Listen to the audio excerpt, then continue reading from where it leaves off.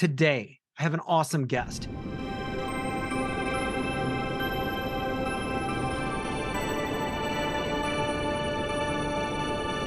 Derek Frank, thank you so much for joining Mindful Mutiny. Oh, thanks for having me. And this is an honor to be on here. And we have a mutual friend in Mark Bennett that you already had on the show. And anytime Mark says, "Hey, you need to talk to this guy," I know I need to actually do it and listen. So I'm really glad that he connected us. Can you talk about what it is that you're doing right now? Yeah. So after 11 years in Nashville, that city that I worked so hard to get to and to make it in, um, and the term "make it" is such an interesting statement because it's different for everybody. But after 11 years, my wife and I decided this isn't what we love anymore, and we didn't want to be in the town to the point that we hated it. And so our family's still back in the Midwest. They're on the Illinois side of the Mississippi River in the Quad Cities, and we're like, okay, we've got a bunch of nieces and a nephew and all of these people that we're missing them grow up and missing all of this stuff. What if we move closer to home? And my only stipulation was I needed an airport that can get me to major cities because clients and different things that I do. And so we were here a few weeks and I was doing my own business, doing my own thing, whatever, just trying to get my bearings. The house is still in boxes. And my second cousin works for Oak Ridge neighborhood. And she made a post on Facebook about them getting this grant with Best Buy Foundation to open up this teen tech center in Des Moines. And it was like, oh, okay. It has recording studio space, drones, 3D printers, VR, coding, robotics, all of this stuff that I was into.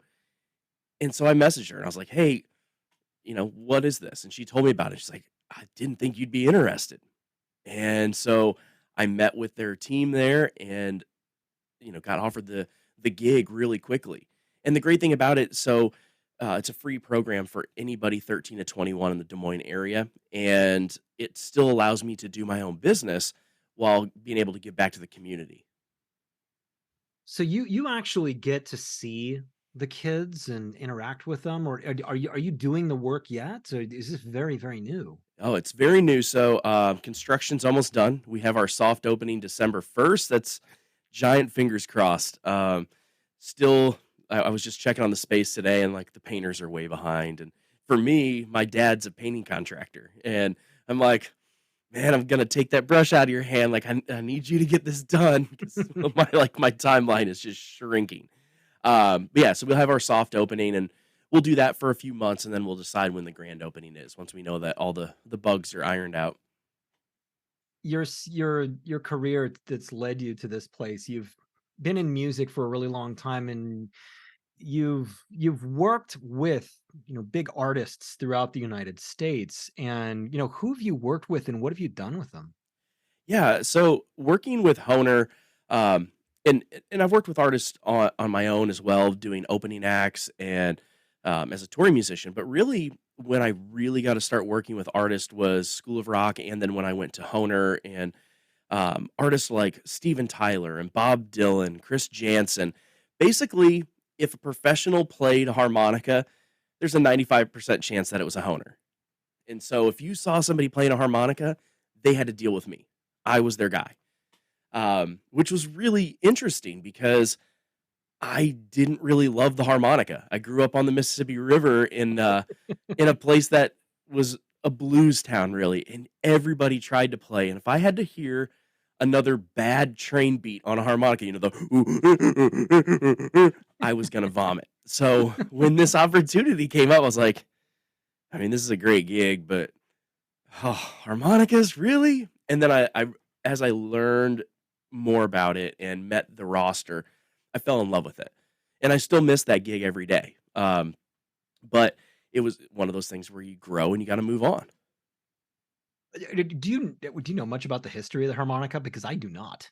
Yeah, so I believe it was originally created in China, and then throughout the years migrated. But really, where it became most famous is in Germany. That's where Hohner's based out of. Hohner is like the big dog. They're over 80% market share in all harmonicas. It's pretty impressive, and they're still handmade in Germany, in Trosingen, Germany, in this little bitty town in the middle of the Black Forest. I Of mean, course there's they are. nothing there. The only things there are like the factory, the hotel for people that come to visit the factory, and like a grocery store. There's nothing else.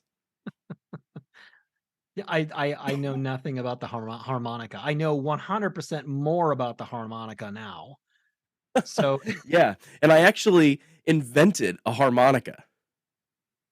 tell me more So about this. so not being a harmonica player and having to be around the best harmonica players in the world and always going to conventions and different trade shows like NAMM, people want to hear the harmonica. And I'm like, oh. So I took a couple lessons with a guy named Ronnie Shellist. Ronnie's a world class artist and educator. And I did okay, but I'm like, man, I don't have the time to learn a whole new instrument. And it didn't make sense. Like the layout, they're tuned diatonically, but the Yeah. layout isn't what I would have thought. I would have thought blow, draw, blow, draw, blow, draw. And that's not the case. It just kind of it switches and it inverts. So I was like, I just want to rip a blues solo. How do I play a blues like the pentatonic scale? He's like, man, that's kind of hard. You have to be able to bend and you have to, work around with your mouth. So it takes like a year if you really try hard. I'm like, yeah, I don't have that kind of time. So I asked the guys, I said, hey, has anybody ever made a pentatonic tune harmonica? And they're like, it's been brought up multiple times, but that's a stupid idea. I'm like, okay. So I went to our tech and I was like, hey, make me this. And he's like, that's really dumb. I'm like, cool, make it anyway. And so he did. So about a week later, I came to the office and I'm starting to play solos. And he's like, man, how much are you practicing? How many lessons have you taken? And I'm like, oh no, here's what I did. And that's when the light bulb just went off. So it's called the Pentaharp from Hohner.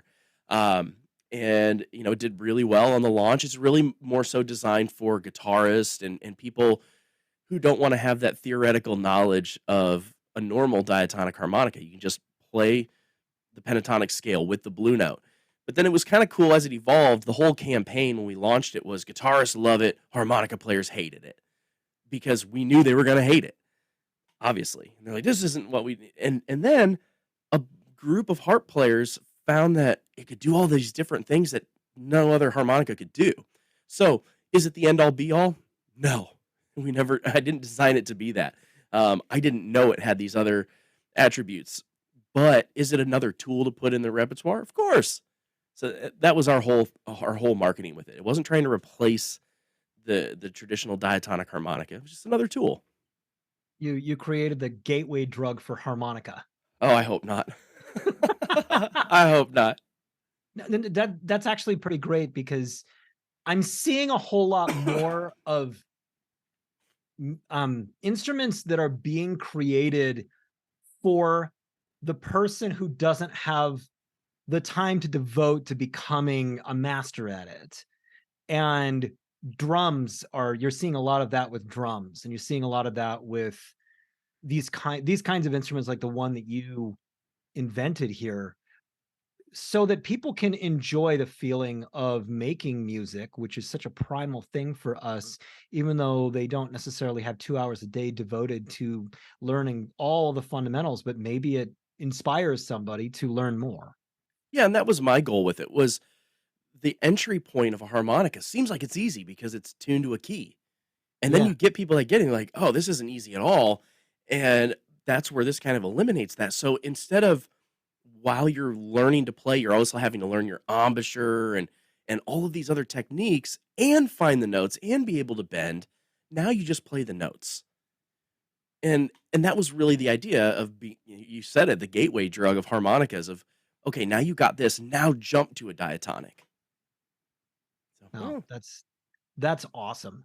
That's awesome. Now, take me back to the beginning of everything here. And you've lived a really incredible life up to this point, and a lot of it has had to do with you making big decisions and taking risks and so forth. So, talk to me about the young Derek and what were you doing and what was life like? Well, young Derek was all about music from an early age. When I was four, right around 4 or 5 years old, my dad is a bass player. He toured and did all that, and then decided to settle down and start a family and started his construction business. And so one time he had a drummer that owed him money from a gig, and he's like, "Well, I'm gonna keep your drum set until you pay me back." And that drum set stayed in our basement for as long as I knew. I knew that was the end of that story. It usually is with a drummer, right?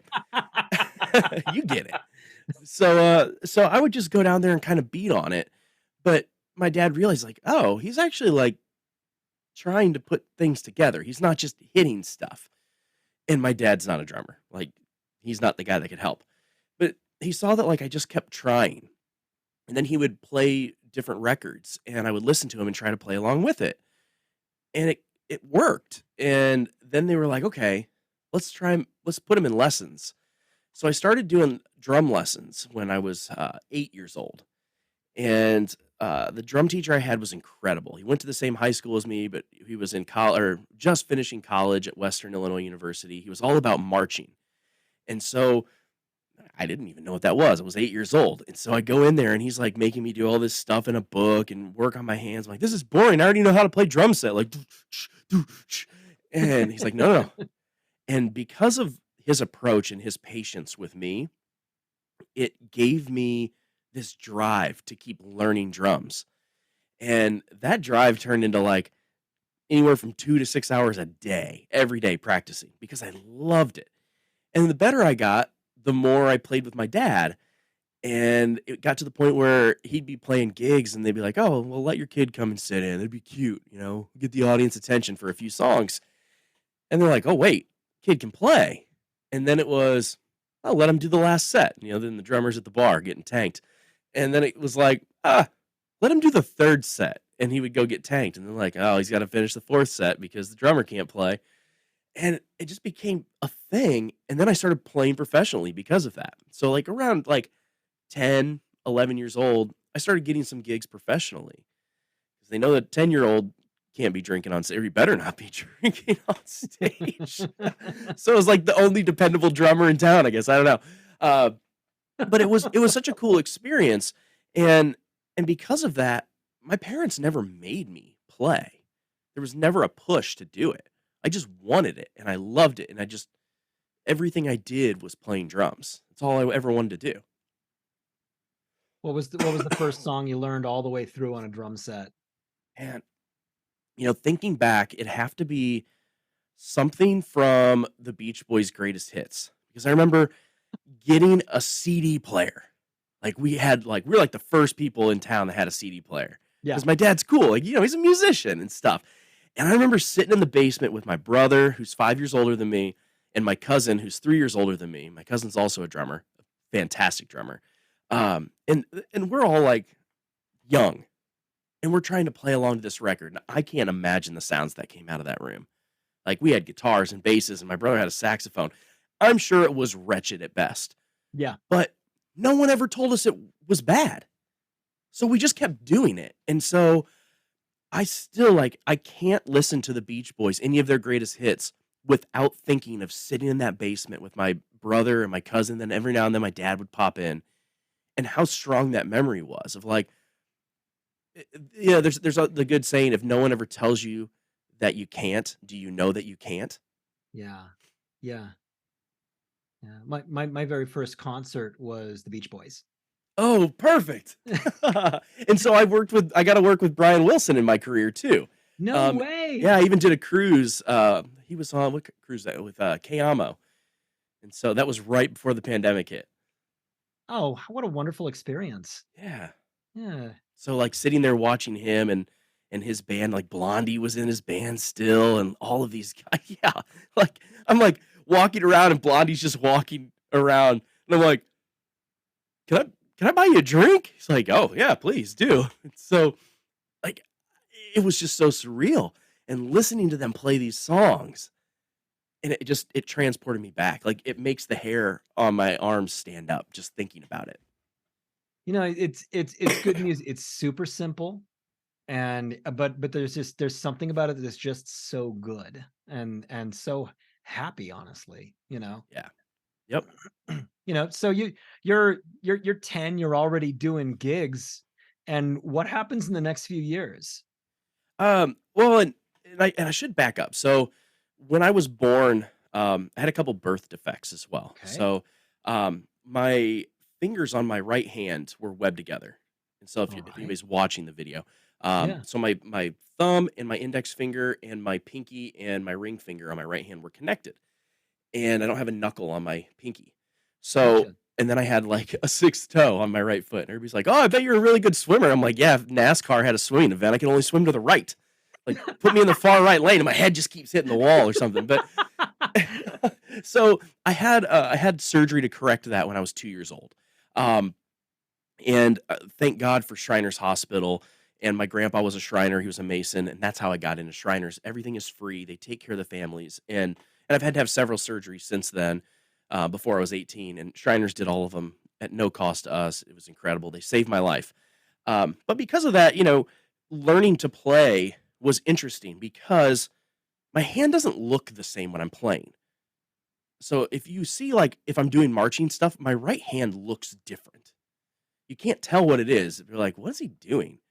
So that's kind of an interesting thing. But I do have a perfect fulcrum, no matter what. I can't close my hand without having a perfect fulcrum. Okay. So kind of an interesting thing with drums. So it's like drums are the perfect fit. I have to hold a drumstick. I can't hold it wrong.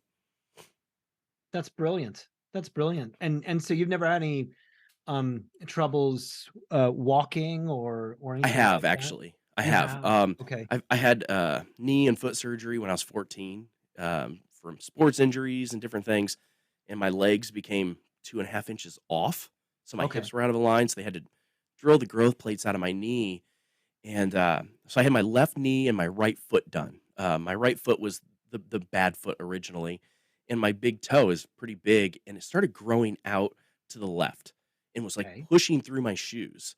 So they had to cut a piece of the bone of the toe off, move it over, put 2 pins up, and infuse one of the joints. Um, and and they did an amazing job. They had these specialists that timed out these surgeries to make sure my hips got in line with my knee and made sure that my foot was good and had this whole plan. And then that same day, I get out of surgery, and my grandfather had been in intensive care for like a year. And they called back and told my brother, "Hey, Derek's okay. You can tell Grandpa he's fine." So he goes in and said, "Hey, Grandpa, Derek's out of his surgery. He's fine." And not much longer after that, he passed away. Oh, So, so it's like a really, really weird time. So, as a freshman in high school, trying to figure out who I am. I just finished this state championship marching. I was the only freshman on the drum line. It was incredible. And now I'm in a wheelchair. My grandpa died. I had to leave the hospital 3 weeks earlier than I was anticipating, so I didn't get my rehab the way I was supposed to get, so it didn't heal right, and the only thing I could do is just sit and practice on a practice pad. That's all I could do for 6 months. so I mean, there's a lot of pain that's involved in what you're talking about here. Was there any point at which you kind of struggled a little bit with feeling depressed or feeling sorry for yourself? Yeah, there's still y playing drums is very therapeutic for me, but it's also a lot of trauma involved. So even before that, when I was in 5th grade, my parents had built, like, their dream home, and we moved into this house. My dad had the basement built around a studio, basically. So you could go in from the garage into the basement, and no one would even know that they were there. So, like, if I had friends that wanted to come over at 2 in the morning and jam, they could, and my parents were cool with that as long as, we weren't doing anything we weren't supposed to. And so this dream house happens, we're there, and I move away from the town that I was in. I was still in the same school district, but all my friends were in this town, and so it was a little bit further away. And then, the day before my birthday in 5th grade, found out my mom had colon cancer, and pretty aggressive colon cancer. Um, and so on my birthday, we had to go to the doctor and kinda figure all this out. So all of this happened, she has surgery. She's fine now, by the way. She's been in remission for, like, over 20 years. Oh, So, wonderful. yeah, but my mom is a fighter, and she is stubborn as can be. Like, I always said, "She's too stubborn to die." So there was no way that was gonna happen, but she didn't miss work. She was doing chemo and radiation, lost all her hair, was sick all the time, and my brother was at that point where he was almost out of high school, almost going in the military, so he was working all the time. My dad was working more so that, we made sure we had enough money and that mom didn't have to struggle, and I was at home with my mom all the time, and I didn't even realize that this was so much of a thing until a couple years ago when my wife was joking around with my mom and was like, "He is such a mama's boy." And he's like, "Oh, yeah, he is." And she's like, "No, he's, like, really a mama's boy." And she was like, "I think there's, like, you need to understand, like, what he went through." And she started talking about this. I'm like, "I didn't remember this." She would come home after chemo and radiation and sit on the couch and basically pass out. And I would sit next to her, make sure she was still breathing, and sit there with my practice pad and just practice. And I didn't even remember this. Like, talk about a suppressed memory until she brought this up again. Like, Yeah. I did that? She's like, every single day. Yeah. And Yeah. so for me, practicing, while it does have a little bit of that trauma, the more I practiced, the more I got through that trauma. And so now it's almost like this subconscious thing of, if I'm having a really hard time, practicing is hard to get to, but once I do it, it gets me through it better. As you're talking about this, it almost sounds like that daily thing for you as a child was a vigil. It was the only control that you had over a very scary situation. And drumming became hand in hand with standing vigil and loving your mother. And so the thing that you could do, the service that you could offer is simply to be there for her and to be there not only for her, but for you in knowing that you shared these this time with her. And so practicing had to become at that point more than simply learning to play and getting better. It had to become a coping strategy for about the most existential thing that a child can deal with, not knowing what was going to happen to your mother. Yeah, and the more I've reflected on it and been through therapy and talked about this with people, the more I realized the better I got at drumming because of this bad situation, the more positive energy and the more positive reinforcement I got from my peers and from the public, because 'cause they're like, "Derek is so good. He is so good at playing." And so I was like, I wasn't the kid whose mom had cancer. I was the kid who was really good at drums at a young age. And it was like, "Oh, Derek's the music guy. Derek's the music guy." Everything from singing to any musical or show that we had, Derek's the guy. And so, like, that negative energy of my mom being sick and people feeling sorry for you was gone because I just it wasn't anything I tried to do. It just kind of happened because of it. So it sounds like the way that you've coped with sorrow in your life is by diving deeper and deeper into your interests, into music, into using that as the thing that grounds you. Yeah, definitely. Yeah. Yeah. So you're in high school. You've gone through this difficult situation where your mother, I'm assuming in high school, is in remission and she's Yep. healing up, and you are going in to get these surgeries that are altering your body in major ways. I imagine that there's back pain involved in some of this because your hips aren't aligned and everything like that. And you're going through school also trying to figure yourself out. And so I mean, what were the hard parts in high school for you dealing with all of this? A lot of it was kind of like finding my place and being this person of like, "Oh, why does he have all these surgeries and stuff? He looks normal." Like, the word normal is such a weird thing too, Sure. and kind of navigating that, like, I don't want a pity party, and I can do everything that anyone else does, but also, like, I didn't wanna be the one that got parts because of this. Like, "Oh, he's getting this because his mom's sick," or, "He's getting this because he had surgery," or, "He's" I didn't want any of that. So I worked harder than everybody else, so they had no reason to ever say that. Or if they did, it could easily be proven wrong. Well, Derek's in the band room 4 hours a day. Derek's in the choir room 2 hours a day. Derek's at dance rehearsal 2 hours a day. Like, you couldn't say that I got this stuff because of some other outside source. But because of that drive, I think it pushed me so far into adulthood and that mentality of that's how I have to do everything that it burnt me out as an adult. Hmm. Mm. And I guess we'll kind of get to the burnout part of this, but you're coming out of high school. Did you know what you wanted to do with your life as you're coming out of high school? Play drums or Okay. music. I started playing guitar when I was 16 because, tearing down my drums at night, it was hard to talk to all the girls. Yep. So I was like, "Well, guitar player takes 5 minutes. I can do that." So I told my dad, I'm like, "Hey, would you buy me a guitar?" And he's like, if you can learn to play a whole song on your own, I'll buy you a guitar. Like, okay. So I worked on it like a month or something. I'm like, "Hey, dad," because we had an acoustic. I don't want to play acoustic. I want an electric. And I was like, "Hey, dad, check it out." And I start playing. He's like, "Do you know the lyrics? You gonna sing?" I'm like, "Well, no, you just told me to learn how to play guitar. I can't play and sing." And he's like, "Well, buddy, I'm gonna tell you right now, you're not good enough at guitar to get a gig as a guitarist, so you better learn to sing." It's like, "Oh." So I went back for a couple more weeks and learned how to do it.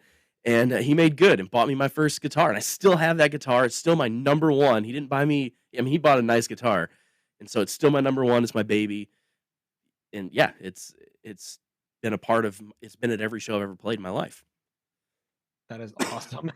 So your drive to play the guitar started with girls. Oh, totally. And just wanting that much more attention. Like I needed that. I crave that attention. I love being the center of attention.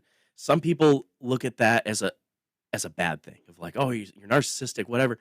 And I'm like, all through school people are like, "You need to be proud of who you are." Unless you're someone like me that's loud and has to be the center. Oh, well, be who you are. But you need to tone it down a little bit. Except for that. Yeah. Yeah, except for that guy. So, but I just didn't care. I was like, okay, people are gonna hate it. People are gonna love it. That's why I said I'm love or hated, never ignored, ever. Well, so you're in high school, and I want to be a musician is usually a more difficult thing to jump out into than I'm filling out an application to go to a college. I'm going to be in a university. And so you are on this musician's track. What do you do after high school? How do you follow that? Well, everybody pushed me into college. And I say everybody, not my family. I mean, they wanted me to because my parents didn't go to college. Okay. But they didn't push me into it.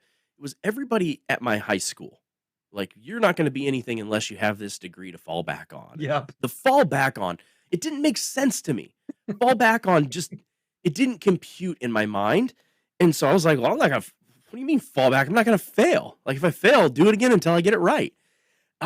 So but I did love to teach. I loved working with kids and teaching, and I was like, "Okay, I could look into that." And so at first I looked at, McNally Smith, which then was Music Tech, which now is closed, up in Minneapolis to do more of like a recording thing. But I knew, like, there's not that many recording studios in the world, and there's a lot of guys going through this program. So I was like, "Thank God I made a good decision there." But then, one of my mentors, Professor Johnny Lee Lane, was down at Eastern Illinois University, and Prof, he had the United States Percussion Camp at EIU. I used to go to that as a kid. Had all the best drummers there. I mean, it was amazing. Um, and so I talked to Prof, and he was like, "Man, you need to come to EIU." So I made that decision. But as I made that decision, he left and went after like 30 years and left. There was some things going on with the administration, and it should have been a giant red flag for me. But Sure. I pushed on. I wasn't even ready to do that really, but I did it. And I was on scholarship and got there, and it was a disaster. It was all a disaster. And as this is kind of like unfolding, this seemed like the safe thing. This seemed Yeah, like the road to the future, and it's a total mess. yeah, yeah. And I didn't get along with the new professor. I didn't really get along with the people in the program very well. They didn't like me. I auditioned on snare drum and drum set for my scholarship, and in 4 years, I didn't touch a snare drum or a drum set. Sounds And about right. yeah, and it was very much like, "Well, you need to learn how to play mallets," and blah, blah, blah. I'm like, "I wanna be a commercial drummer." Like, yeah, I need to learn how to play. I can play mallets, but, like, I don't wanna spend 6 hours a day learning this. "Well, that's what you have to do to get through this program." I'm like, "That's not what we talked about." "Well, Prof's not here anymore." "Okay, well, I get it." Like, "Well, Prof woulda made you do this." I'm like, "Yeah, well, Prof woulda respected me too." So how far into it when you're noticing red flags for yourself. How far into it are you making the decision, "Yeah, this can't work out. This is not for me. This is not what I am." Um, Within 3 weeks, but I still did it. I still finished the program. It was so bad that my parents came down for homecoming and saw me march on field and stuff, and they were so proud, and they knew it was bad. Bad enough that they wanted to pull me out, Hmm, and they could see it in my body language, and I never said anything was wrong, um, but they could just tell. yeah, yeah, and you put how long was this program? I mean, really, to be considered a percussion major, 2.5 years. 2.5 years, you were in an environment that was completely counter to where it is that you really wanted to go in life. Yes, and then you figure I still had to be around them the rest of so basically 4 years. So even though I wasn't doing the percussion stuff, once I finished what I had to do, I was still around them for my education classes and methods classes, and also EIU had torn down their whole arts department. Their all the buildings got torn down because they were gonna get new ones, and then the funding got messed up because Illinois politics, and they were supposed to open the buildings my sophomore year. They didn't open until the day after I graduated. So I had all of my classes in the original gym built in the 1800s. It was horrible. Like, yeah, just the whole thing was just awful. So for 4 years, actually, you did this because it felt like the thing that you were supposed to do. Yeah, I felt like I started this. I had to finish it So because you're everybody super in stubborn then. well, I am, but also like it was just ingrained and indoctrined in me that if I don't get this education degree, I'm never going to make it, or I won't have a job. In hindsight, how do you feel about that? I should have never gone to college. I am not the person that needed to go to college. I should have moved to Nashville or LA and just started networking and playing and taking the money that I spent to go to college and invested in myself. And even my parents are like, but you have that degree that got you some of these jobs. I'm like, no, it didn't. It might look like, oh, he's got a degree, let's call him. But my experience and resilience is what did that. So in college, I was in a fraternity because, well, these guys hate me. Might as well find somebody that likes me, even if I have to pay him to like me. Whatever. I needed friends, and so I met this guy in my German class, and he was like, "Hey, come over to my house tonight." I think the Cardinals were in the World Series or something. We come eat pizza and stuff. I'm like, okay. So I get there. I'm like, it was a frat house. I'm like, nope, I'm out. And then I went. I was like, free pizza, whatever. I'm in college, and then I met the guys, and they were all really cool. And so that was good. But that made everybody in the percussion department hate me even more. And then as I got older, I needed to work. I didn't want my parents to have to spend, all their money on me in college. So started working at the music store where I taught lessons. I worked retail and I even DJ'd weddings for them. All And right. and that was great. And then I also worked at a bar as a bartender and a bar manager. So I had 3 jobs going at the same time, plus going to school. So what you're saying is you had a real problem with drive. Yeah. Yeah, real problem. So it's 4 years is a long time to really endure that sort of thing, especially when you kind of look back and you see that it wasn't necessarily a overall helpful thing for you. So where do you go after college? So I graduated and didn't even look back in the rearview mirror at Easter, and I just got out and went back home. And like the last few summers I was in college, I did go home a little bit because there was a music museum that opened in Davenport, Iowa, which is right across the river from my hometown. And my dad's best friend, who's known me since I was a baby, they've been friends since they were 4. He had been a big part of opening this music museum, and he wanted me to be a part of it. So he gave me a job, and they had a coffee shop. So I worked in the coffee shop one summer, and the next summer I helped with like maintenance and different things, and just kind of moved my way up. And then as I graduated college, they're like, "Hey, we want you to run our conservatory." So basically, they had lesson program and different things like that. So I ran all that, but they're a nonprofit. I made no money. Like, less than no money, but I loved it. It was so great. It was really awesome. But it got to the point where I was, at my parents' house, living at my parents' house, and my dad was like, "Hey, you, you could either keep that job and continue living in our basement, or you could go to work for me, making prevailing wage, which was like $36 an hour, and work Okay. construction," which was the whole reason I went to college, was so I never had to work construction. Um, but I was like, wow, I love my parents, but I'd really like to get out of here. And so that's what I did. Well, good for you. And there's this trope that it's prevailed for so long. This trope, young people are still getting told this. If you don't go to college, you're not going to be set up for success. And I know so many people who have just suffered through college. It wasn't something they were studying things that didn't seem to at the time have any relevance to where it is that they wanted to go, but you're often too young to be able to make the assertion, this doesn't fit with what I want in my life. And so you keep going and you keep going because it's what everybody's always told you that you need to do. And then most young people graduate, they've got these unbelievable student loans that stick with them for such a long period of time. And they go out into a world and kind of start honestly 4 or 5 years behind other people who have been out there building relationships and getting into a trade and everything like that. And so then you've gone to school, you've gotten a bachelor's degree, you've got your whatever degree, and you make more money doing construction and handiwork and electrician work and plumbing and everything like that. And so I'm not really surprised that that's where things went for you. I mean, it's wonderful work. It's also odd that there's still this kind of weird notion that that is the only thing that creates a happy and fulfilling and prosperous life, is if you go to a university and give them a lot of money. Hmm. Yeah, and I'm an advocate for getting away from that. Like, they were so happy to take my money and let me sign on the dotted line, but then when I'm in college, borderline suicidal and suffering massive depression, no one's there.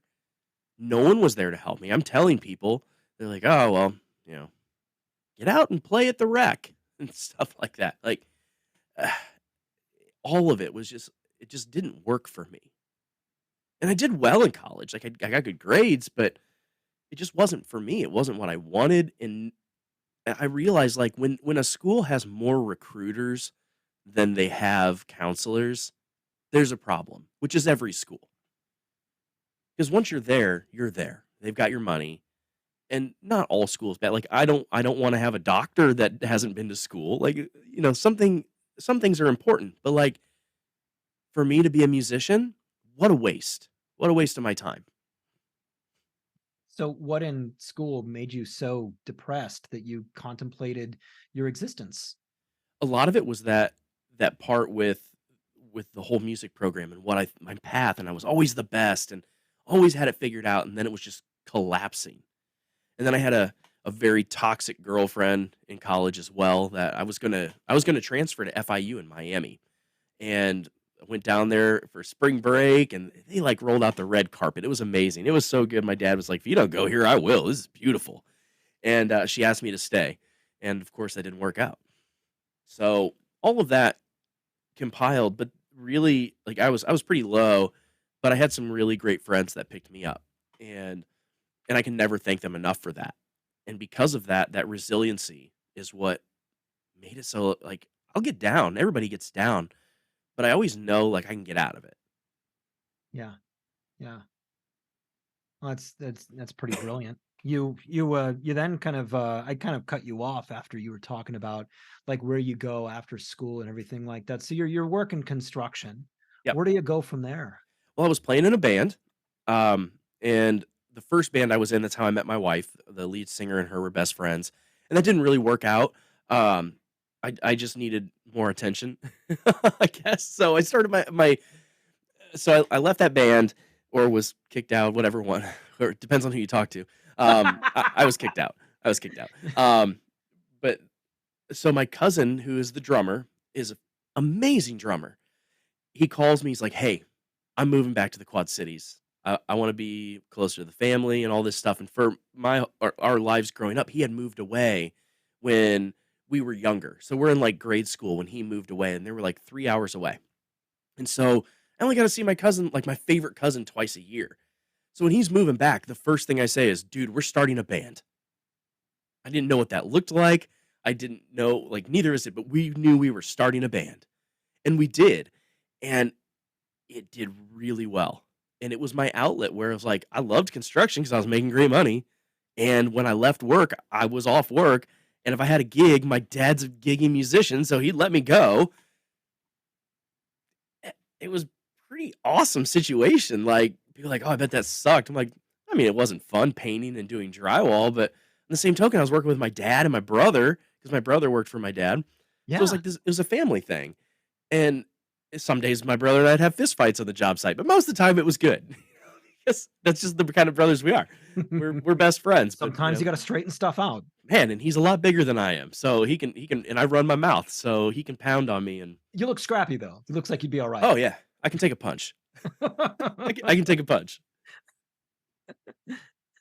And so you're gigging in the evening time. You're in a different band, and it honestly sounds in the way that this is so interesting. In listening to you talk about this, you talk about school, and the cadence of your voice goes down.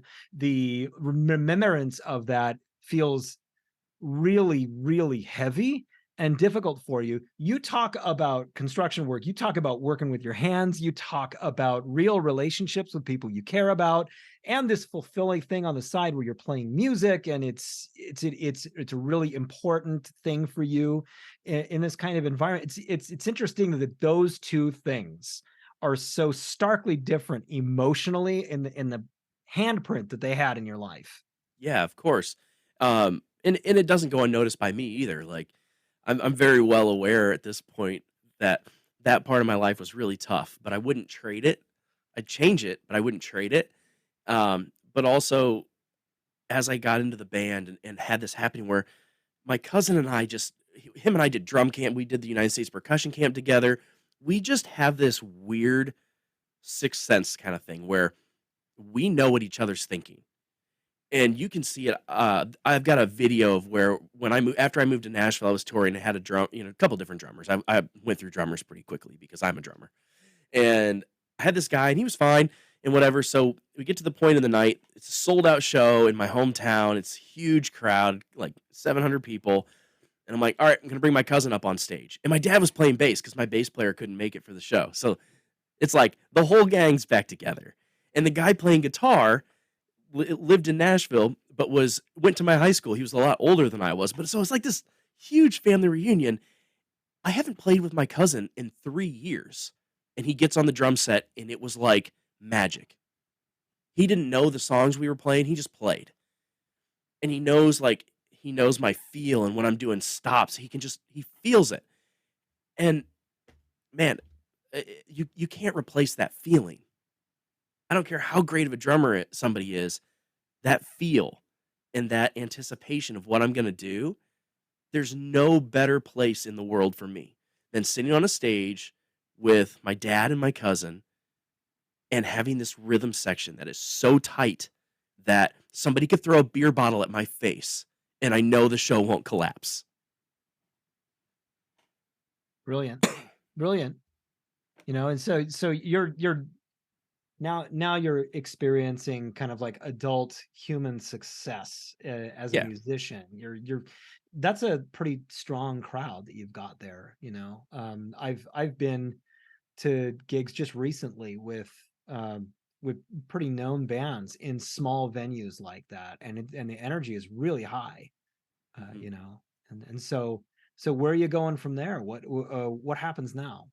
Well, so that kind of mixed two stories in two timelines. But so I'm back in my hometown. My wife and I get married. I'm playing gigs. I'm working construction. All this stuff, and we're both we're young and we don't have any money and anything like that, or very little money. And it was to the point where it's like, are you going to settle down and start a family and buy a house and have that life that everybody else had?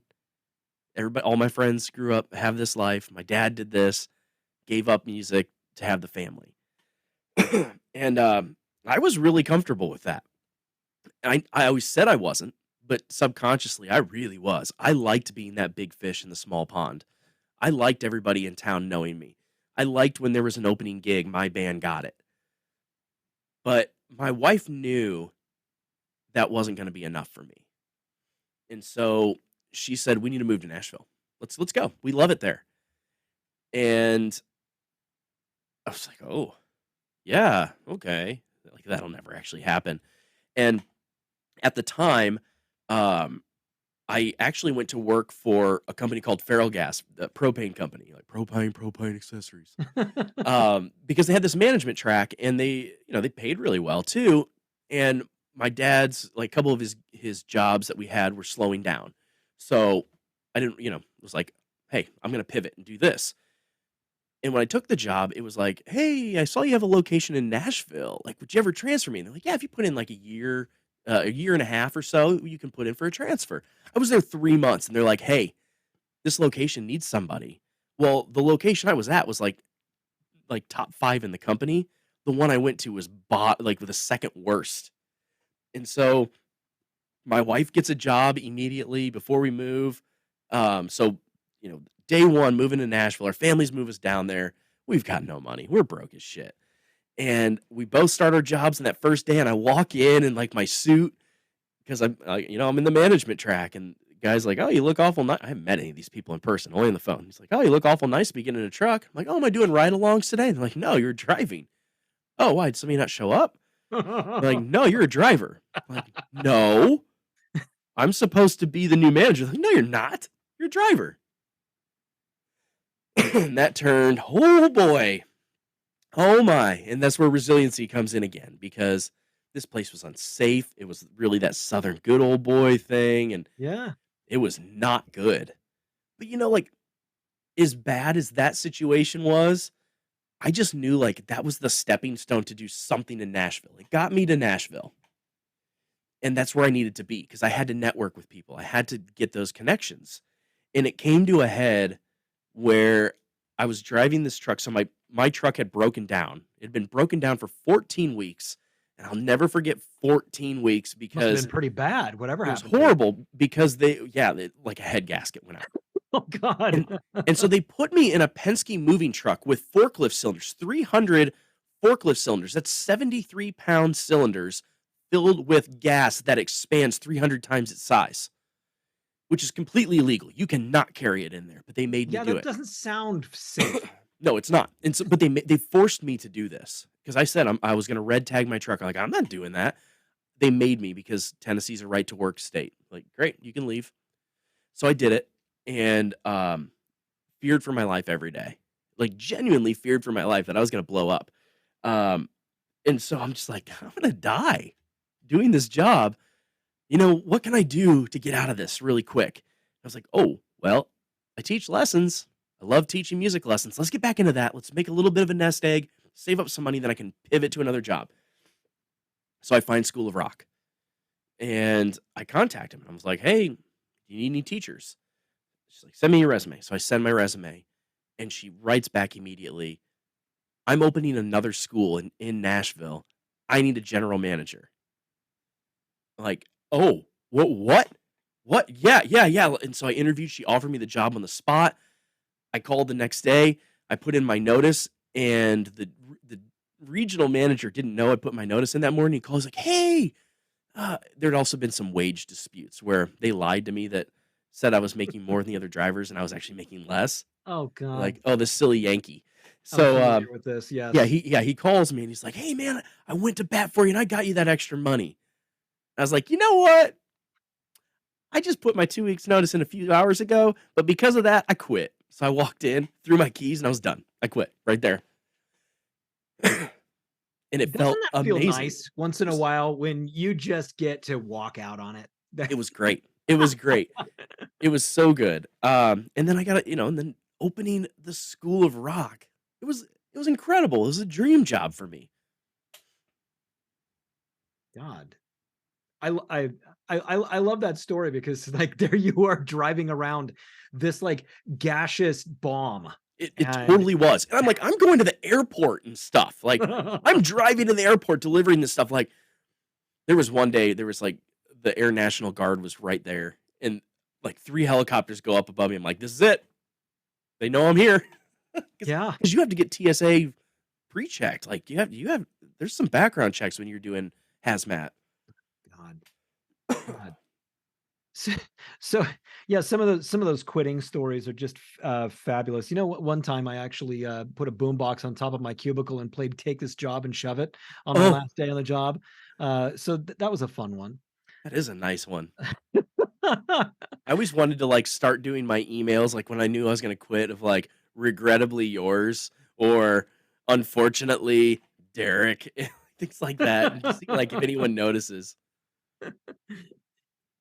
So you're going into the School of Rock, Mhm. and you're now getting full time into doing music, which has been such a powerful thing in your life. It's almost like you did construction and this other job with the propane as you're trying to figure out how do I live within my values and the goals, the things that are really what make my heart happy in all of this. And so now you're going into School of Rock. What happens there? Oh, man, so getting to open this and, like, just run with it and build it from the ground up was incredible, and then as we start getting students and, like, all my core values are here. It's like the education, it's Yeah. music, it's working with Uh-huh. kids. But then, like, all of the parents, or a vast majority of the parents, I mean, School of Rock's expensive, especially in Nashville. So they're all like managers and agents and label people and famous people's kids Oh, wow. and sports, like, athletes' kids, all of this stuff. So I'm sitting in the middle of this, and it's like, oh, that guy's got 100 Grammys, and that guy's got this artist, and that guy has a Super Bowl ring on, and it was just amazing. But I still, like, I never put myself and my music in front of them. If they wanted to ask, I would obviously share it, because at the time I was also working on an album and was starting to play downtown a little bit and gig in Nashville. But I didn't want to exploit my job and my trust, because I was there when I was there for the kids. And because of that, I think that gave me even more trust with people. Yeah. Yeah. Now, how long were you there at the School of Rock? I was there for 3 years. Okay. All And right. the That's only reason I left was the pay was not great. okay. You know, School of Rock, is that a nonprofit? no, they're not. Oh, okay. They're a for profit. So School of Rock started as the Paul Green School of Rock in Philadelphia, and that's where the movie's loosely based off of. Yeah. It was this guy that had this program. He was crazy, yelled and cussed, but it worked. And now it's like a franchise thing. So there are some corporate schools, but man, I think there's like 350 schools in multiple countries around the world, and we had like the top program in the country. We won the national battle Brilliant. of the bands for School of Rock. They had it at Summerfest in Milwaukee every year, and we won 2 years in a row. Yeah, that's fantastic. That's fantastic. Where do you go from there? What are you doing now? Because now you're doing things that make your heart happy. Yeah, but it was also like, now I need to make my wife happy and our wallet happy. Not even that, she didn't care about what I did or money, but it was like, okay. But also, I put my album out, and it was starting to get some, little attention or whatever. And I was starting to get these opportunities to gig more and to go out on the road, which is my dream to do that. Yeah. And so the opportunity really just kind of arose that I could play full time. And I talked to the owner. I was like, "Hey, I really hate to do this, but I also think, like, you need somebody." I was getting kind of burnout, with the pay, and there's a lot of stress. You go through a lot with those kids. Like, you're there with them. Like, you're when they're going through stuff, you're going through stuff with Mhm. them. You're their Right. therapy, and it was just a lot. And it kind of had run its course. And rather than leave on bad terms, I still wanted to be a part of it, but I knew I had the opportunity to play, so that's what I did. So I started playing full time, and it was scary. It was like, "Oh, am I gonna make enough money?" It's that feast or famine. Like, there's months where we had more money we never had, and there's months where we had no money we ever had. Mhm. Mhm. So thank God my wife always had, like, a consistent job of, like, "This is how much I make." I was like, "Ah, it's weird to me because my dad owns his own business, and my mom had one of those jobs, but, it's no fun." It didn't bother me, not like, I could be broke. I was broke in college and would just, like, go to the local Tractor Supply store and walk around because they had free popcorn. I loved it. People were like, "That's so depressing." I'm like, "No, I was the happiest I'd ever been in that store." I was like, "I love this popcorn. It's really good." You know, the employees are like, "Gosh, he really likes those lawnmowers. Yeah. He's in here every Saturday." Yeah, and I'd always buy, like, something.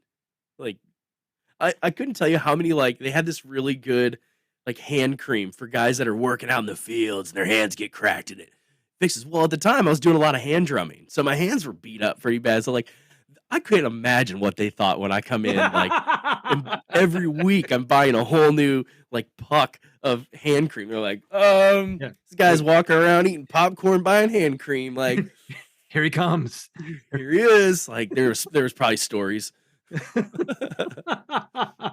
"Don't let your kids take lessons with him. That's weird. Yeah. That's the popcorn hand cream guy." So where did you go? Where did you tour? All over.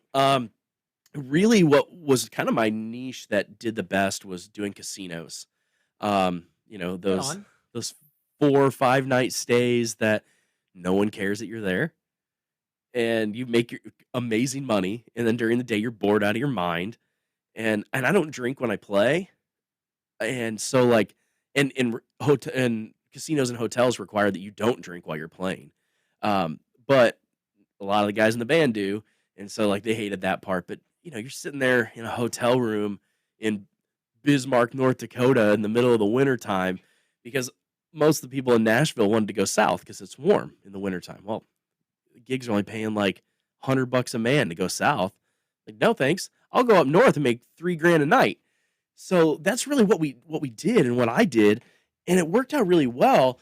But the same kind of thing. So I do some longer runs for casinos, but then I'd also do, like, long weekends, like leave on Thursday, play Thursday night maybe, or do an acoustic set Thursday night, and then do Friday, Saturday, Sunday, or just Friday, Saturday, and then come back, and then play on Broadway or somewhere in Nashville during the week. And I mean, I'd be playing on Broadway and doing triples where I'd be doing 3 shifts of 4-hour sets, no breaks. And then you get done, you pack your stuff up and walk to the next venue and go again. The one thing I did have is that I was doing it for myself as a frontman and as a drummer. So if my voice got really tired, I'd play drums, which was good. But it didn't always work out that way where people in Nashville didn't really know I was a drummer.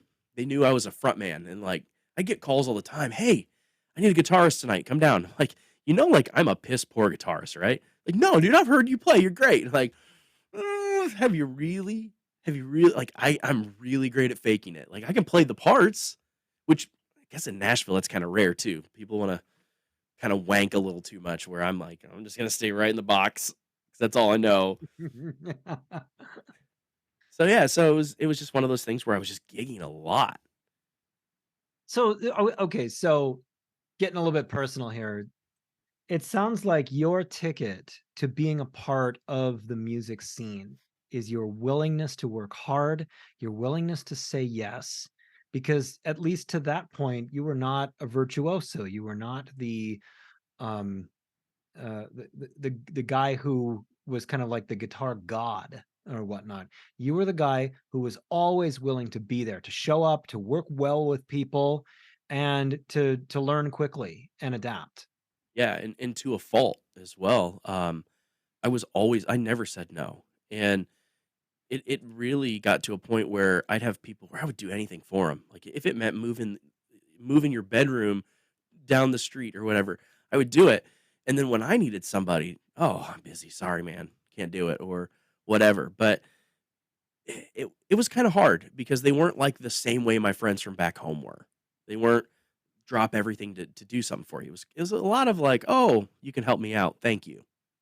They were cool, but it wasn't like a friendship that I wanted. Mhm. So, the more I put in, the less I got back, and it started to wear on me quite a bit. Right. Right. It absolutely will. And is there a certain point where you kind of had a breaking point with that, or just Yeah. had to kind of learn learn to be different, or how'd you cope with Yeah.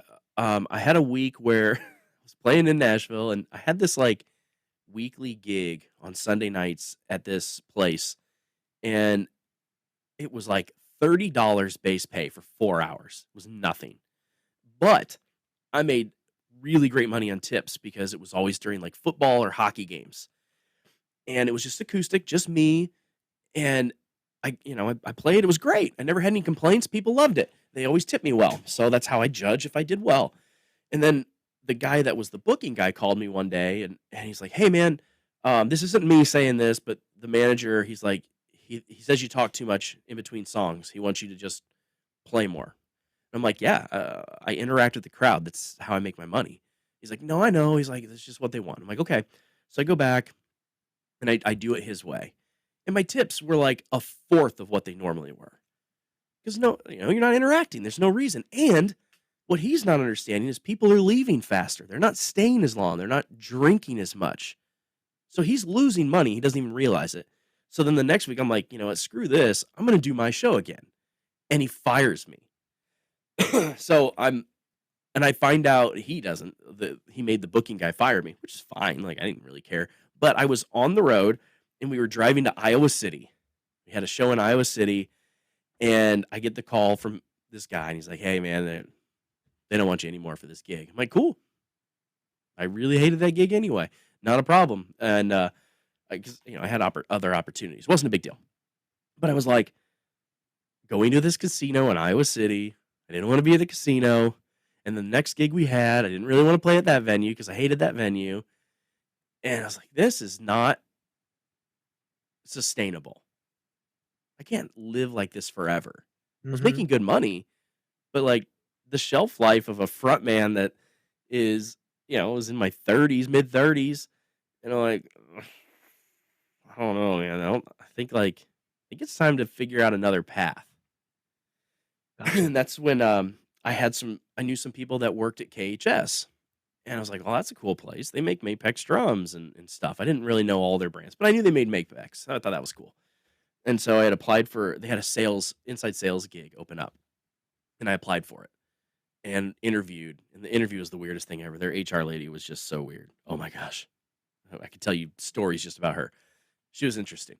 So they offered me the job, and I was like, "Can I think about it for a week?" And they're like, "Yeah, but please let us know soon." So I called my wife. I'm like, "Hey, they offered me the job." She's like, "Great, this is what you wanted." And I'm like, "Yeah, but I worked my whole life to go on the road." And she's like, "Okay, Right. here's the deal." She's like, "You're burnout. You're not happy with it. It's not what you wanted. It's not going where you want it to go.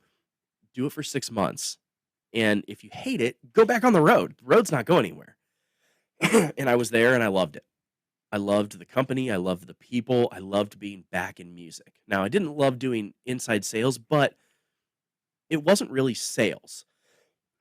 It was more so inside territory management. We had an outside sales rep for everybody that was inside sales had an outside sales rep, and they were the ones doing the sales. I was basically entering orders and making sure their customers, the music stores, were happy.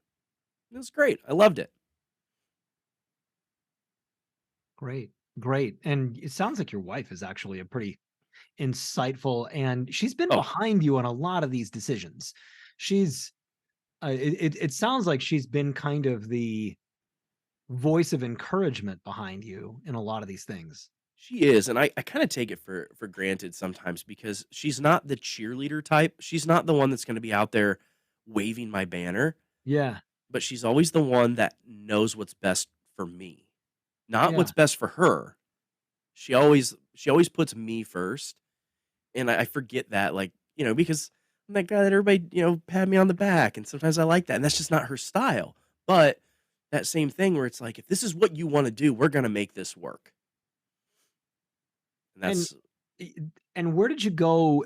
So you're with KHS for a while, Mhm. and what led you to the next thing? Yeah. So I was there just about a year, and I mean, I knew I wanted to move up in the company, and they had artist relations jobs, like getting to work with artists, and I had been working with artists.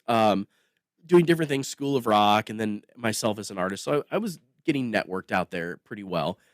But I was like, man, that'd be great to be that guy. And I had endorsement deals of my own. So I'm like, I loved those guys. I wanted to be that guy for somebody. So I was like, "But no one's going to quit that job. That's a job you have to die to lose, kind of thing." And sure enough, like one of the guys quit. He wanted to move back closer to his family. So I'm like, okay, I'm applying. And I got it. And it was another like dream job. It was perfect for me. It was where like I got to be corporate and have that steady paycheck, but I got to be creative and work with artists and use that artist mindset to work on the marketing side and help these people out, and I kind of do some cool stuff with it too. That's awesome. And so who were you working with in this? What were the people?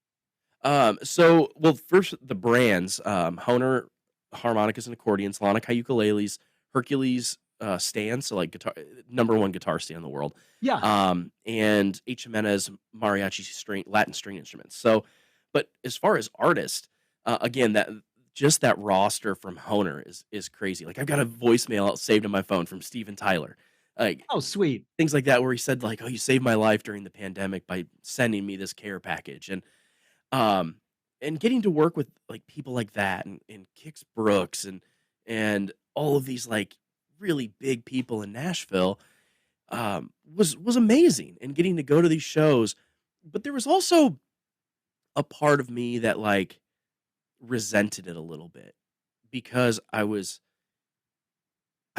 really good at helping people's career get bigger and helping them grow Right. at the expense of my own. Hmm. So I started writing a book, and it's called Always the Bridesmaid, Never the Bride, Oof. and it's about how I've stood on all of these famous stages, the Ryman, Grand Ole Opry, uh, Madison Square Garden. I've been in all these places, Coachella, you name it, I've been there, and I've never played them.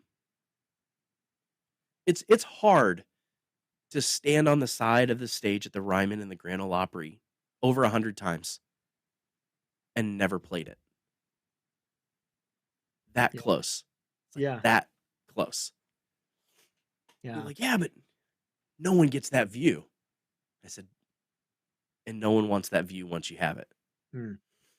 Hmm. Is that kind of a wound that you still kind of deal with? Oh, totally, Yeah. Yeah. totally. How's that book come along? Uh, uh, you know, it's a Yeah. book. All right. I never wanted to write a book, and then, like, I had some friends that encouraged me, so, like, I don't know, I've got, like, half of it done. If Yeah. I really tried, I could get it done.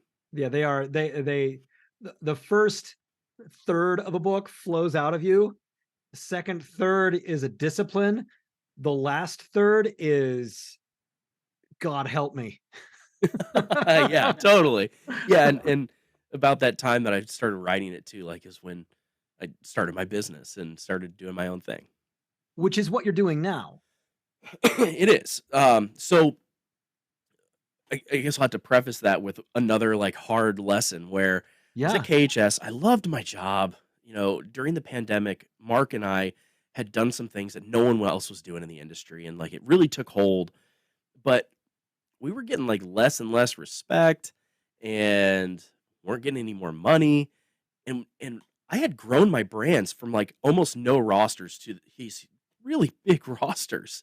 Now, Honer was built pretty much, but the other brands, like I built them up. Like I helped make the Julia Michaels signature ukulele, where she took that ukulele on The Voice and on Songland, and didn't cost us a thing. Like those are relationships that I helped build, and I wasn't getting anything back. I wasn't getting any more money, and then I was like, "Okay, if you don't wanna give me money, I need help. I need an assistant. We need people." And they wouldn't do it. So it was just that point where I'm like, "Okay, they're never going to. Um, I love it here, but this isn't gonna change, and I need to grow." And so I got I f found this company in Nashville that, offered me a job doing their marketing and paying me a ton of money. And so I took the job. I left the gig I was at. I didn't really want to leave. I didn't think I had a bad feeling. I have a bad feeling about this, if you can tell all my Star Wars stuff. Um, it just didn't seem right. And I'm like, I'm chasing the money. And they were actually down in Franklin. So my drive every day with traffic was like an hour to an hour and a half each way. So I'm like No way. 2 to 3 hours in the car a day. And the first week, I realized the owner is a tyrannical madman. He is a Yes. narcissist. And I'm like sitting here, like, oh my God, I just left the gig of a lifetime for more money for a place that, like, I instantly felt sick to my stomach. Yep. And Yep. then the same week, we find out our dog has lung cancer. Oh And like, God. and so like trauma, trauma, trauma, trauma to the point where I couldn't get to work without listening to like a self-help, you can do this today, one day Yeah. at a time thing every day on the way to work. It was the only way I got through it. And so I'm doing it, I'm working my butt off, and but nothing's good enough. Nothing's good enough for Yeah. this guy. Yeah. And I'm there like 5 months or whatever. And I'm like, okay, my wife and I are talking. I'm like, I'm miserable. I can't do this. I got to find something else, but I want to just jump into something else. I should call the old company, take my job, get my job back, or try to get it back. They probably won't. What am I going to do? And then I start getting some of my own clients, like doing coaching and doing just helping them with their marketing and digital marketing and content creation. And she's like, okay, can you get a couple more clients enough to like get you at this dollar amount? I'm like, I think I can. So I do. And, we go home for Christmas. We get a little Christmas bonus. I'm like, oh, everything's good, whatever. Get back after the New Year's. We're there the second day getting back after the holidays. And they pull me into their conference room, and the three owners are there. And the three owners are never together. One of them like flew down for this or whatever. And he puts this piece of paper, and it's like a picture on my Facebook page of this YouTube video I made because I have my YouTube channel. And I did a review on this case company's case. Well, they sell the competitor. Like they sold this other company's case. And he's like, "You can't do that." And I'm like, "That doesn't say anything I can't do. I told you I had this YouTube channel and I do these reviews. It has nothing to do with you. Like this is my side thing. I didn't do this on work." He's like, "And you posted it during work hours." I'm like, "No, I didn't. You're reading it wrong." He didn't even know. Like he's looking, he's like, he saw Derek Frank posted this 10 hours ago, and he's looking and it's 9:15, and which would have made it whatever time. He didn't realize that it's a generalization on Facebook. It's not like exactly 10 hours ago. And without even showing me proof, he's like, "You're done. You're fired." I'm like, "Thank God." Never in my life had I been fired, but also the weight that instantly was lifted off of me. Like, yeah, I was mad because the guy was an idiot, but instantly I was like, "Oh my God."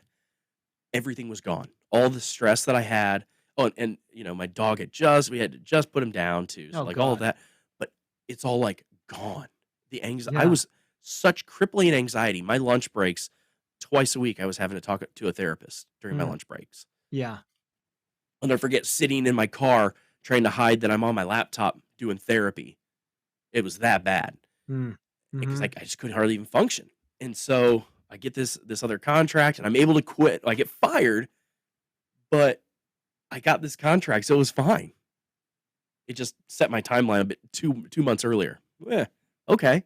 But then my business, like, okay, well, I have all this time to dedicate to it, so it took off. It did great. So thank you Really? for firing me. I really appreciate getting fired because if it wasn't for them, I would never been able to do it.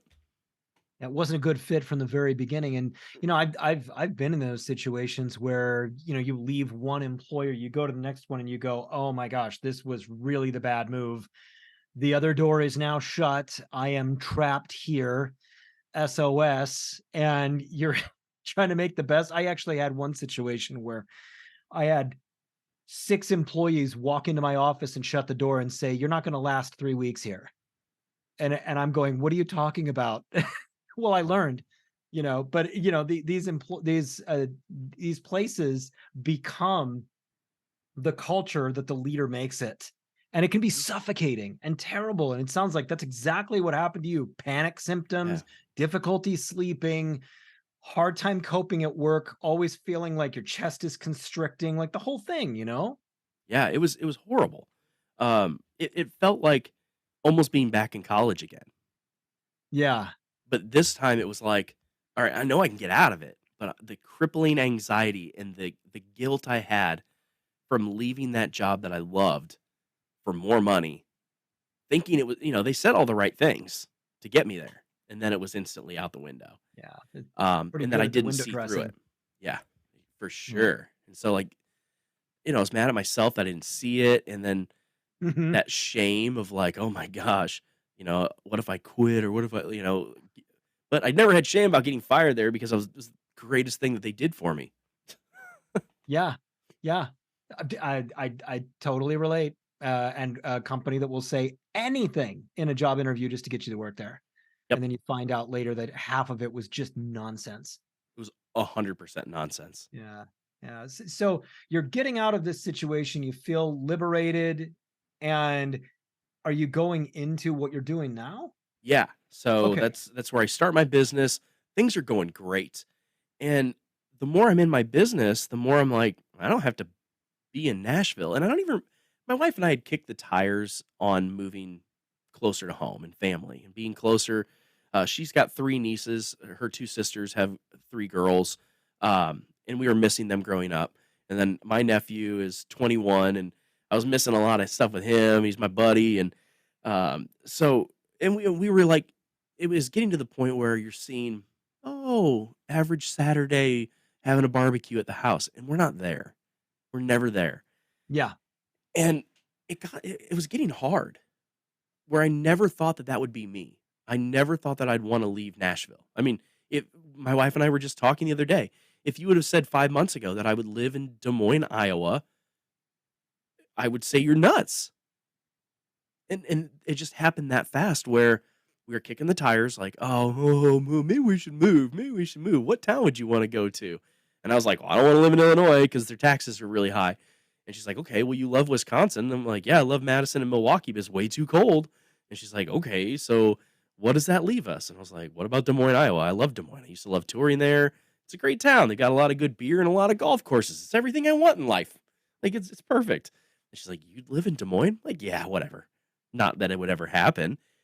Her brother-in-law works for an electrician's company. He's like, "Oh, hey, we are hiring project managers because we have all these new Microsoft data center builds that are going on." Told my wife to apply. She did. Goes up there, interviews, and they offer her the job. And so I'm in Pittsburgh at the time with a client, and I'm having this great time. This is like one of my favorite clients. They're still one of my clients. I love them. I'm just having the time of my life with them. And my wife's back in Des Moines. She's having the time of her life with her family. And she said, "They called and offered me the job already." I'm like, "Wow. So we're really gonna do this." And she's like, "Yeah." And I said, "Did they give you a time frame, like couple months? Like what?" And she's like, 3 weeks. 3 weeks? We've got to pack everything we've had in that weeks? Oh, Yeah, your, sound went out. You were talking about 3 weeks. No, oh, there you're back. okay, you got me? Yeah, Okay, sorry about that. I bumped something. that's okay, that's okay. So 3 Darn it. weeks. Yeah, so she said, "Okay, you've got 3 weeks to do this." And I'm like, "Um, how are we gonna make this happen?" Like, I just didn't understand what we were how we were gonna do it, but we did it. And, it was super stressful. It was a lot. But, we packed up, got everything put into, the big Penske moving truck, and put my car on a trailer behind the moving truck, packed up her pickup truck, and left. Brilliant. Brilliant. And you're sitting in this for those people who are not watching on YouTube.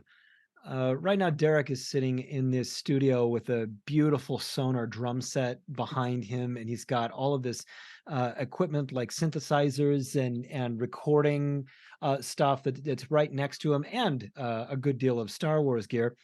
And so explain exactly what it is that you're doing now. Yeah, so, my business is, mostly consulting now. When I first started, I was doing a lot of deliverables where I'd make people's content for them or help them with it, but I moved past that where now I just kind of coach their teams on what to do because, you know, if I don't have to do deliverables, it's even better. And then if they don't get the results they want, it's like, did your team implement what I told them to do? No. Okay, well, let's try it again.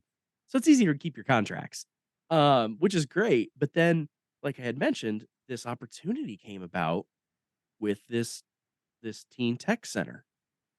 And so I was like, this is everything I want. Like, I love all my techie stuff. What people can't see on screen is my giant setup. I've got this desk that I made out of an old marimba frame. So it's all crank height adjustable.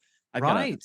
50-inch touchscreen in front of me that I built. I've got a 50-inch ultra wide and then another 50-inch, and then all these racks full of gear. It's so cool. And the pandemic was amazing and also bad for me because I just like started tinkering and got into even more tech and streaming and video. And so when this opportunity came about to get back in a nonprofit to make good money, like what they offered me, I was like, oh, it's more than what I made at KHS. Well Okay. done. Yeah. And they just came out of the gate offering that. That's like, they're like, that was in the grant. I'm like, okay. And to get to work with music and underprivileged teens and tech and all of it, it was like somebody was looking out for me. Yeah.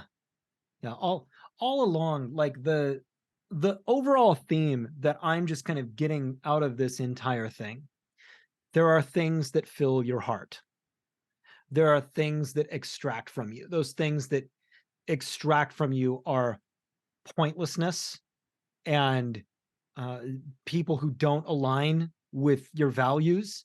And when you are truly going in the direction that you're, needing to go for your heart is full. You're really, really living. And your hard work and many, many, many years of getting yourself to the point where you're truly qualified to do what it is that you're doing right now, that you are the perfect person for this job. It takes a long time to make it. It just doesn't happen when you start a YouTube channel and you start producing content. It really takes a long time to build that trust, build those audiences, build those relationships. And here you are, and you've got lots of artist relations. You've got all of these things that have driven you to being able to be exactly where it is that you are right now. And you're truly in this wonderful place where you're living your whole um your whole passion out of all the trials that you've had and being born with these various physical maladies and so forth that you've put behind you, and now you're making it happen with what you really love. Thank you. Yeah. And that's always been a thing too, because with with my hand, there's always been that fear that I would lose the ability to use my hand. And in the last 3 years, it's kind of become a thing where I can only play drums for like maybe 45 minutes to an hour without my whole hand and arm hurting so bad. I can't hardly Wow. use it. And so it was one of those things where I'm like, this is going to affect me a lot because that's my safety zone. That's where I go. That's my healing. Um, what do I do when I can't? And then this opportunity pops up to start working with kids again and to start having another outlet. Like I was just somebody was looking at whether it's God, universe, whatever people believe, it worked. It aligned with me. Yeah.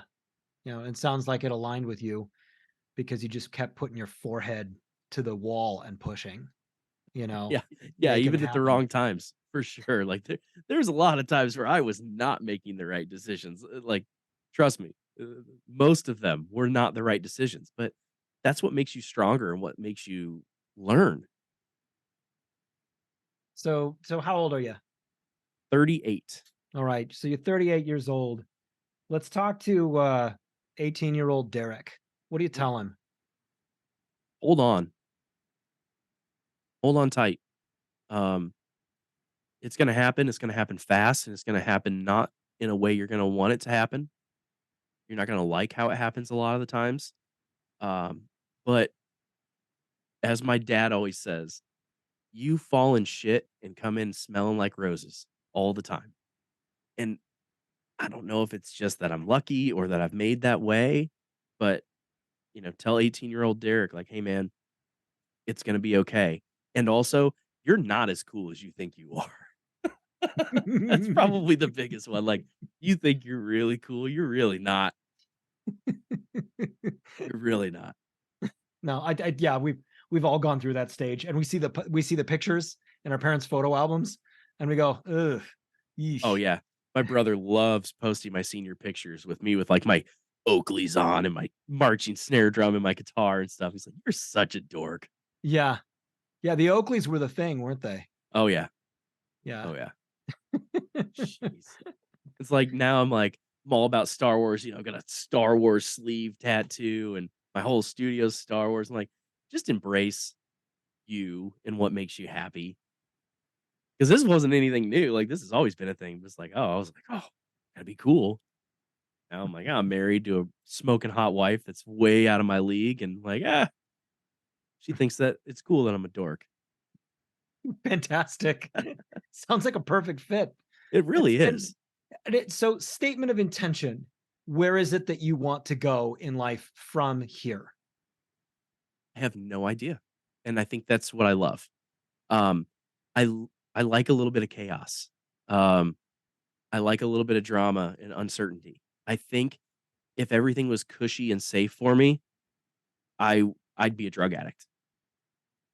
I think I would be a drug addict if everything was safe and cushy for me. So so you're praying for more chaos Yeah, that will refine you into a better you. yeah. It doesn't always have to be bad chaos like I've gotten. A little bit of bad, but maybe not all the really hardships. But I'd love to stick with this tech center for a while and then maybe figure out what that means. I would love to go into more like board work and consulting still, and travel more. I Yeah. love traveling and yeah, but right now this is where my heart's at and I love it. How do people get in touch with you? They can go to thederekfrank.com. That is that has all my links and everything you could ever want to see and then some. I want to thank you for being willing to come and be so open and share your life because it's not always an easy thing to do. Being vulnerable and talking about your highs and talking about your lows. And so thank you so much for being willing to just go on the record and talk about what has made you into you. Oh, well, thanks for just letting me riff too. It's oftentimes where again, oh, you talk too much, you're too loud, you're too this and to have a platform where you just let me go felt really good. I appreciate that a lot.